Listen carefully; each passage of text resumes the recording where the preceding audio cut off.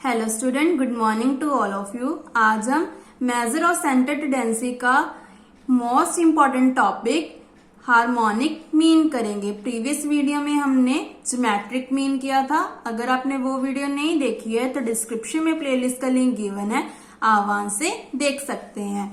Now इसकी definition क्या है? If x1 x2 xn is given set of observation, इससे पता चल रहा है कि हमारी ऑब्जर्वेशंस कितनी है n। देन हार्मोनिक मीन को कैसे डिफाइन करते हैं हम? यहाँ पे बुक में गलत दे रखा है, आपने अपनी बुक पे ठीक कर लेना है। n upon 1 upon x1 plus 1 upon x2 plus up to so on 1 upon xn। अगर सम में हो तो यहाँ पे क्या लग जाता है? Summation i is equal to 1 to n 1 upon xi। यहां से पता लग रहा है कि हमारा जो i है वो कहां से वेरी कर रहा है? 1 से लेकर n तक, और जो ऊपर वाला n है वो एज इट इज। तो ये है हमारे हार्मोनिक मीन की डेफिनेशन, जिसको आपने एज इट इज लर्न करना है। और जब हम न्यूमेरिकल क्वेश्चंस करेंगे तब इस फॉर्मूले को हम यूज करेंगे। अगर हमारी फ्रीक्वेंसी डिस्ट्रीब्यूशन हुई देन हम क्या करेंगे? n की जगह क्या आ जाएगा? हमारा कैपिटल N, और 1 की जगह क्या आ जाएगा? fi, क्योंकि फ्रीक्वेंसी का मतलब क्या होता है? f। तो इसका फॉर्मूला क्या बन गया? n upon summation fi upon xi। n क्या होता है हमारा? Summation fi। यहाँ पे आप लिख भी सकते हैं because n is equal to summation fi। For example, जैसे यहाँ पे हमारे पास क्वेश्चन है, fi हमें दी हुई है, तो अगर इसका सम करेंगे, इसको या तो आप कैपिटल n बोल सकते हैं या समेशन fi। समेशन fi का मतलब इन सभी का सम। नाउ वर्किंग मेथड क्या है इसकी कैलकुलेशन का? अगर हमारी सीरीज इंडिविजुअली देन ये वाला फॉर्मूला यूज करेंगे, n upon summation 1 upon xi। अगर डिस्क्रीट सीरीज हुई तो यहाँ पे क्या आ जाएगा? Summation fi upon summation fi upon xi। अगर कॉन्टिन्यूस सीरीज हुई देन हमारा जो फॉर्मूला है वो क्या रहेगा? सेम। तो यहाँ पे क्या लिख सकते हैं हम? कैपिटल N और ये वाली term as it is, where यहाँ पे इन्होंने मेंशन कर दिया कि n किसके इक्वल है? समेशन fi के। और xi हमारी क्या होती है? मिड वैल्यू होती है। फॉर एग्जाम्पल, जैसे यहाँ पे हमारे पास कॉन्टिन्यूस सीरीज गिवन है, तो इसकी मिड वैल्यू कैसे निकालेंगे हम? 0 और 10 के बीच में कैसे आता है? क्या आता है? 5। ऐसे ही 10 और 20 में क्या बीच में आता है? 15। अगर आपको नहीं पता चलता तो इसका फॉर्मूला भी होता है इन दोनों का प्लस अपॉन 2। जैसे 10 प्लस 20 अपॉन 2, तो कितना आ गया? 30 अपॉन 2। 30 upon 2 is 15। तो आप ऐसे भी निकाल सकते हैं। नेक्स्ट है हमारा वेटेड हार्मोनिक मीन। ये बहुत इंपॉर्टेंट है, ये आपको 2 मार्क्स में भी आ सकता है। ऐसी जो कंबाइंड हार्मोनिक मीन है ये भी आपको 2 मार्क्स में आ सकता है। जो शॉर्ट क्वेश्चंस होते हैं वो आपको 9 आते हैं 2 मार्क्स के। तो ये दोनों क्वेश्चन आपको 2 मार्क्स में आ सकते हैं। Now weighted arithmetic mean harmonic mean क्या होता है? वेटेड से पता चला है कि हमने क्या लेना है? W1 W2 Wn are the weighted assign to observations. Observations हम कितनी ले रहे हैं? 1 से लेकर n तक। That means x1 x2 xn। Then weighted harmonic mean को कैसे डिफाइन करते हैं? HMW। यहाँ पे जो नीचे W आ गया उसका मतलब क्या है? Weighted harmonic mean. अगर यहाँ पे x बार आ जाता है तो उसको हम बोलते हैं सिंपल मीन। देन इसका फॉर्मूला क्या आ जाएगा? जैसे हमने कैपिटल N किया था बस उसकी जगह क्या आ जाएगा? Summation WI। यहाँ आप कैसे याद रखेंगे? FI की जगह हमने चेंज कर दिया WI को, तो फॉर्मूला हमारा सेम बन गया, summation WI upon summation WI upon XI।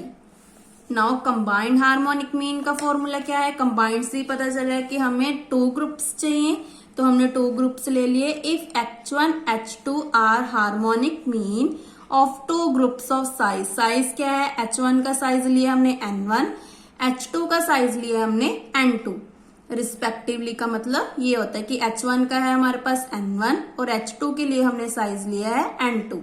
Then combined harmonic mean H of the combined group is given by, तो इसका फॉर्मूला क्या है? 1/h is equal to 1/n1 plus n2 bracket n1/h1 plus n2/h2। इसको आपने as it is learn करना है। Now इसका remark क्या है? Harmonic mean is specifically useful in averaging rates and ratios where time factor is variable and the act being performed is constant। जो इसका distance होता है वो क्या होता है? हमारा कांस्टेंट होता है। रिमार्क 2 क्या है हमारे पास? If equal distance are covered per unit of time, अगर हमारा डिस्टेंस क्या है? इक्वल, और पर यूनिट टाइम पे है, विद स्पीड क्या है हमारी? v1 v2 vn, ये हमने लेट किया है। Then the average speed is given by, तो इसकी एवरेज स्पीड क्या हो जाएगी? n upon summation i is equal to 1 to n 1/vi। जब भी हमें न्यूमेरिकल क्वेश्चंस में एवरेज स्पीड फाइंड करने के लिए बोलेंगे तो हमने कौन सा फॉर्मूला यूज करना है? n upon summation i is equal to 1 to n 1/vi। Now इसका प्रूफ क्या है? ये भी आपको 2 मार्क्स में आ सकता है। लेट कर ले कि एस हमारे पास क्या है? डिस्टेंस, और लेट कर ले time taken to travel this distance with speed. Speed क्या है हमारी? v1 v2 vn। स्पीड को यहाँ पे किसके साथ डिनोट कर रहे हैं? v के साथ, डिस्टेंस को s के साथ और टाइम को t के साथ। देन t क्या हो जाएगा? टाइम हमें पता है कि डिस्टेंस अपॉन स्पीड होता है। यहां आपने पढ़ा होगा speed is equal to distance upon time. तो यहां से हमने टाइम की वैल्यू निकाल ली, तो टाइम की वैल्यू क्या आ जाएगी? Distance upon speed. तो यहां पे पुट कर देते हैं। डिस्टेंस हमने s लिया क्योंकि s हमारा क्या है? कांस्टेंट है। डिस्टेंस हमने क्या लिया है? पर यूनिट टाइम पे लिया है, इक्वल डिस्टेंस लिया है s अपॉन जो हमारा क्या है? स्पीड वो वेरी कर रहा है, तो यहाँ पे आ गया v1। ऐसे t2 upon s upon v2, tn upon s upon vn, क्योंकि हमने s को क्या लिया है? इक्वल लिया है। नाउ टोटल टाइम क्या आ जाएगा हमारा? t1 plus t2 plus tn। Then यहाँ पे इसकी वैल्यू पुट कर दी, s हमारा कॉमन आ गया तो हमारे पास अंदर बन गया 1/v1 plus 1/v2 plus up to so on 1/vn। ऐसे टोटल डिस्टेंस क्या आ गया? s plus s plus s। ये क्लियर है कि कितनी टाइम्स आ गया? n टाइम्स, तो s ns आ गया। एवरेज स्पीड का मैंने अभी फॉर्मूला बताया क्या होता है? n upon summation i is equal to 1 to n 1/vi। ये हमने प्रूव करना है।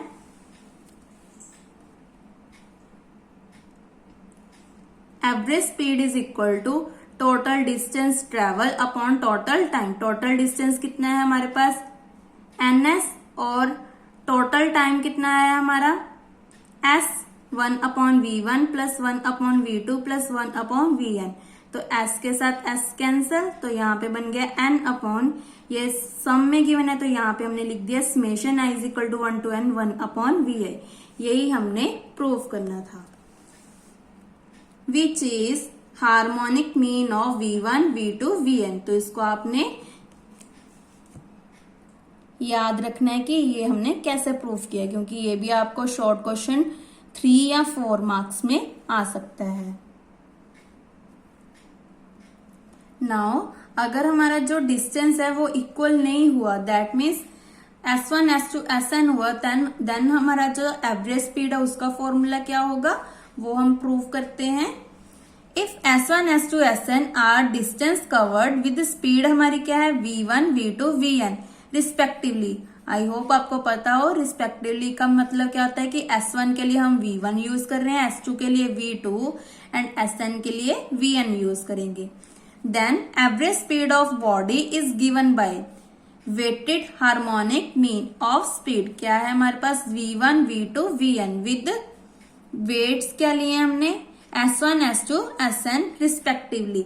देन टोटल डिस्टेंस तो हमें पता है क्या आ जाएगा? S1 plus S2 plus SN। ऐसे टोटल टाइम क्या आ जाएगा? S1/v1 S2/v2 plus SN/vn।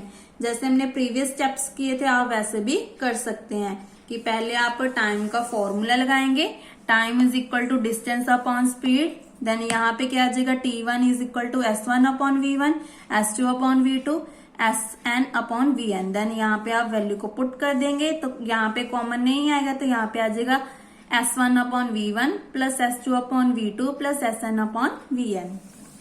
तो ये हमारा बन गया टोटल टाइम। देन फिर से हमने फॉर्मूला लगा दिया, तो यहाँ पे टोटल डिस्टेंस की वैल्यू पुट कर दी और यहाँ पे टोटल टाइम की। तो अंदर नीचे वाली टर्म को क्या लिख दिया, समेशन SI अपॉन VI, और ऊपर वाली टर्म को समेशन SI,